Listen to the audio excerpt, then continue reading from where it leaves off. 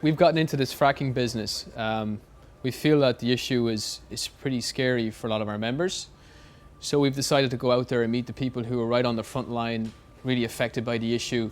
And in order to speak to their situation, you got to make friends. You got to get up there and actually know it for yourself, experience it for yourself.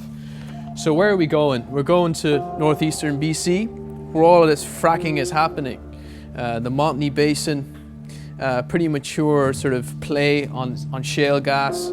North of that, the Horn River Basin, the second most prolific play on shale gas, and its new baby brother, the Liard Basin, just west of that, all centered around Fort Nelson.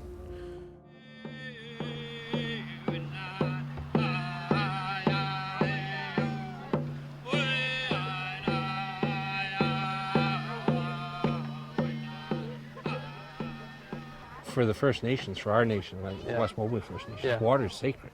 You know, it's not something that we're supposed to play with. It's the lifeblood of the planet. Well, right here, we're standing at the confluence. This is the halfway river coming in here. And the tanker trucks load up right over here on the other side of the bridge. And during the peak of the season, when the shale gas production was going, there was tanker trucks lined up all over through here, pulling water. And they're 45 cubic meter trucks. Wow. So, I mean, it takes them 20 minutes to half an hour to load a truck, and there'll be 24 hours a day trucks running. Well, what we have noticed is that we have a river that dumps into the Peace River here called the Saskatchewan, and last year it dried up. All of a sudden shale gas is here, and rivers are drying up, people's wells are drying up. You know, some of these companies here have, the one that has a pipeline is regulated for 10,000 cubic meters a day.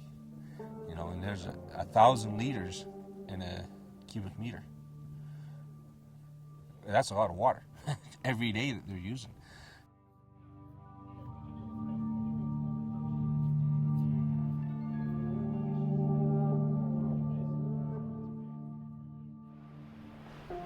We should check out this driver a bit here. Yeah.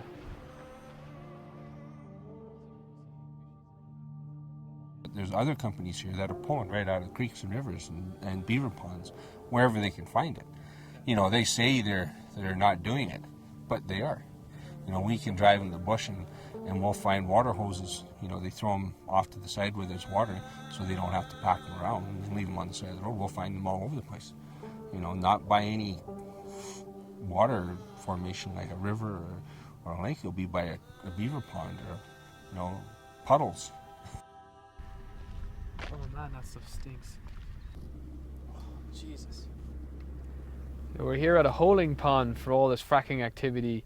This is where all the toxic water is stored once it's used underground. They force that water down there. About 80% of it comes back. It contains a mixture of chemicals and sand or ceramics.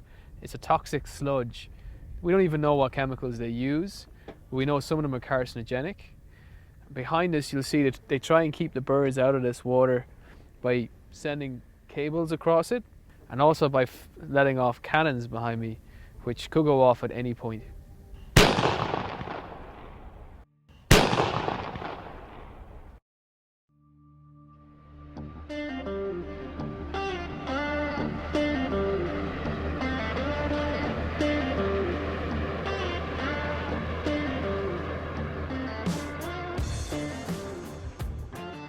So in 2007, the good folks of BC, we mandated our government to set down targets, and those targets were to reduce all of our emissions by 1/3 by the year 2020.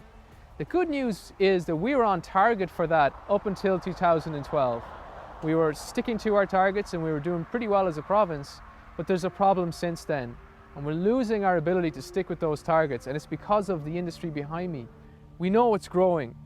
And we know that if this government follows through with its desires to create so many liquefied natural gas plants on the west coast, which are fed by plants such as this, which are fed by the fracking in this general area and further south at the Montney play, we know we have no hope of coping with climate change and our effect on climate change in this province.